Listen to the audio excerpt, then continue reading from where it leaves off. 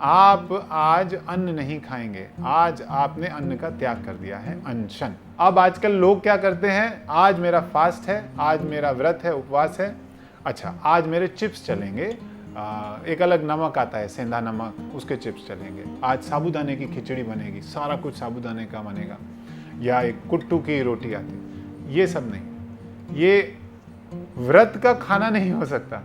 आपने ब्रेकफास्ट खा लिया, अब उसको पचा रहा है, फिर आपने लंच खा लिया, उसको पचा रहा है, वो पच के हटता नहीं है कि आपकी शाम की चाय आ जाती है, चाय हटती नहीं है कि डिनर आ जाता है, और दिन भर आप, और ये तो मैं जब वो बता रहा हूँ जो आपने खाने खाए हैं, बीच में जो फिलर्स हैं, चिप्स हैं और वो सब, वो तो मैं भी बात ही नहीं कर रहा। 100 साल जीने के लिए व्रत जरूरी है, व्रत ही आपको पार कर पाएगा, ये आप समझ लीजिए।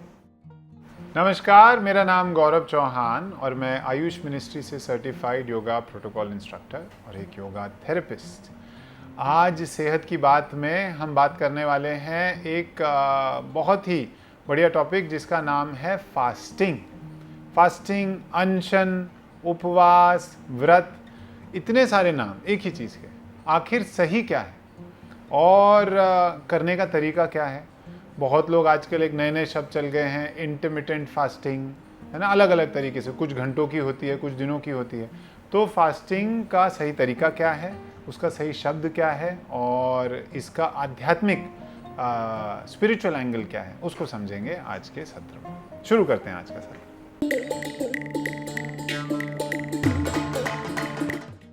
फास्टिंग एक इंग्लिश शब्द है ना, जल्दी के लिए फास्टिंग, पर हाँ उसको समझें तो फास्ट है। हिंदी में, हमारे में अगर हम समझें कि क्या शब्द यूज करते हैं हम, एक हम करते हैं उपवास, एक करते हैं अनशन और एक होता है व्रत।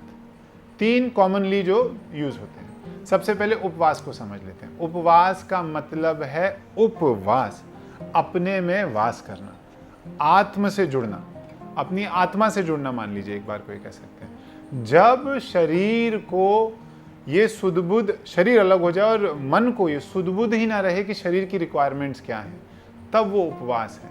तब आप कट गए हो अपने शरीर से, है ना। चाहे वो ध्यान में चले जाएं, मेडिटेशन में चले जाएं, किसी ऐसी पोजीशन में आ जाएं जब आप बस अपने में ही लीन हो गए हैं, वो उपवास हो गया। अगला है व्रत। व्रत किसने रखा था? भीष्म पितामह ने रखा था। उन्होंने व्रत लिया था कि मैं कभी विवाह नहीं करूंगा, है ना, कभी राजगद्दी पे नहीं बैठूंगा। वो होता है व्रत। व्रत ले लिया, संकल्प ले लिया मैंने। अभी जो हम करते हैं, इसको अगर हम ऐसे बोलें कि हाँ मैंने व्रत लिया है कि आज मैं ये नहीं खाऊंगा, तो ठीक है, पर आप ऐसे व्रत अलग से शब्द नहीं यूज कर सकते। इंपॉर्टेंट शब्द है अनशन। आप आज अन्न नहीं खाएंगे, आज आपने अन्न का त्याग कर दिया है, अनशन। तो अनशन को मानते हैं। उपवास भी बोल सकते हैं अगर आप जेन्युइनली उस समय खाने के बारे में नहीं सोच रहे हैं, आज का पूरा दिन। अब आजकल लोग क्या करते हैं, आज मेरा फास्ट है, आज मेरा व्रत है, उपवास है, अच्छा आज मेरे चिप्स चलेंगे, एक अलग नमक आता है सेंधा नमक, उसके चिप्स चलेंगे, आज साबूदाने की खिचड़ी बनेगी, सारा कुछ साबूदाने का बनेगा, या एक कुट्टू की रोटी आती। ये सब नहीं, ये व्रत का खाना नहीं हो सकता। व्रत मतलब ही कि आपको ये छोड़ना है। तो पहले तो ये समझें कि ये व्रत है ना, इनको खाने वाले व्रतों को थोड़ा सा साइड करें, अवॉइड करें, वो व्रत नहीं है। व्रत करता क्या है सिस्टम में, पहले तो ये समझें। जिस दिन ये फैक्ट्री है शरीर, जिस दिन व्रत होगा, आज फैक्ट्री की छुट्टी है, अब बॉडी को टाइम मिल रहा है, अब इम्यूनिटी को टाइम मिल रहा है एक एक जगह पे चाके चेक करने का कि सब ठीक है भाई, चोट तो नहीं लगी, अंदर कहाँ कहाँ फिक्स करना है। वो आज आप जब नया कुछ काम नहीं दोगे तो पिछले सारे कामों को वो ठीक करेगा। तो सबसे पहले तो आपकी इम्यूनिटी स्ट्रांग होती है। कभी भी देखना, अगर आपने ठीक से व्रत रखा है, उस दिन ना खाना खाया ना पानी पिया, तो आप देखना अगला दिन you will feel stronger than yesterday, है ना, आपका दिन और स्ट्रांग हो जाता है। तो इम्यूनिटी को स्ट्रांग करता है। आपका जिनका भी, मान लीजिए जिनको डायबिटीज़ की तकलीफ है, उनका डायबिटीज़ लेवल मेंटेन करता है, हाई बीपी को मेंटेन करता है, डाइजेशन को ठीक करता है। कैसे हो पा रहा है? क्योंकि सबको समय मिल रहा है अपना असली काम करने का। नहीं तो पूरा दिन शरीर सिर्फ खाना पचाता रहता है। आपने ब्रेकफास्ट खा लिया, अब उसको पचा रहा है, फिर आपने लंच खा लिया, उसको पचा रहा है, वो पच के हटता नहीं है कि आपकी शाम की चाय आ जाती है, चाय हटती नहीं है कि डिनर आ जाता है, और दिन भर आप, और ये तो मैं जब वो बता रहा हूँ जो आपने खाने खाए हैं, बीच में जो फिलर्स हैं, चिप्स हैं और वो सब, वो तो मैं भी बात ही नहीं कर रहा। तो इनका इसके बाद शरीर पे टाइम कहाँ है आपको फिक्स करने का, आपको हेल्दी रखने का। 100 साल जीना है आपको, 100 साल जीने के लिए व्रत ज़रूरी है, व्रत ही आपको पार कर पाएगा, ये आप समझ लीजिए। अब आपने एक तो इम्यूनिटी के एंगल से समझा है ना, अब दूसरा समझ लेते हैं इसको आध्यात्मिक रूप से। एकादशी के व्रत होते हैं। एकादशी का व्रत है विष्णु भगवान के लिए, साल में 24 बार आता है, महीने में 2 बार आती है एकादशी, चंद्रमा की, चाहे वो पूर्णिमा हो चाहे अमावस हो, उससे 3 दिन पहले आ जाती है, 11वां दिन मान के चलते हैं, 11th डे है ना एकादशी। एकादशी का व्रत एक तो आपको स्पिरिचुअली, क्योंकि उसको हम एक तरह से उपवास बोल सकते हैं, क्योंकि आप एक अपने में लीन हैं और आप भगवान में मन लगाएं। आपने एकादशी का व्रत रखा और आप फिर भी खाने के बारे में सोच रहे हैं तो वो ठीक नहीं है। उस दिन आपको विष्णु के बारे में सोचना है, लक्ष्मी के बारे में सोचना है, उनकी प्रार्थना पूजा ये सब करना है, तो वैसे करना है।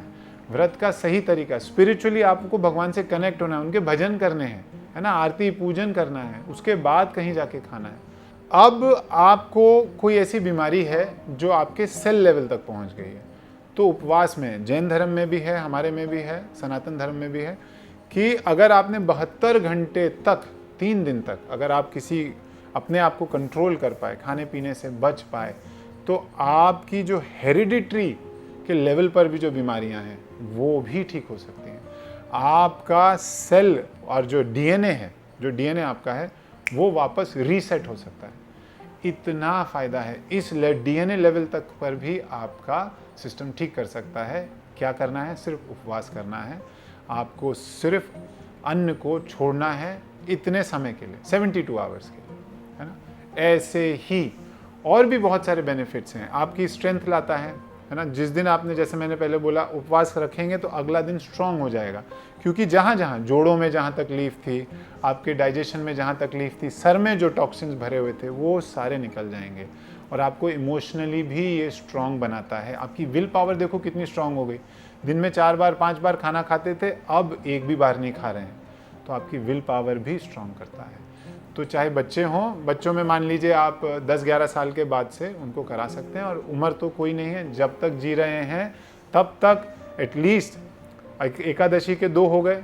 अगर कर पाएँ तो हफ्ते में कोई एक दिन पकड़ लीजिए, उस दिन भी कर सकते हैं।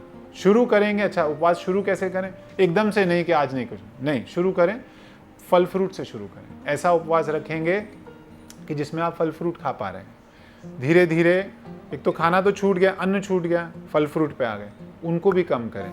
एक बार में आ जाए, 2 बार से एक बार में आ गए, फिर एकदम छूटेगा। तो व्रत करने का भी तरीका है। एकदम से छोड़ेंगे तो बॉडी आपकी रेजिस्ट करेगी, फिर वो आपको करने नहीं देगी, है ना। ये है तरीका उपवास का। आई होप आपको ये पसंद आया हो। कमेंट करें, लाइक करें और इसको आगे शेयर भी करें, है ना। बहुत बहुत धन्यवाद। आपका दिन शुभ हो।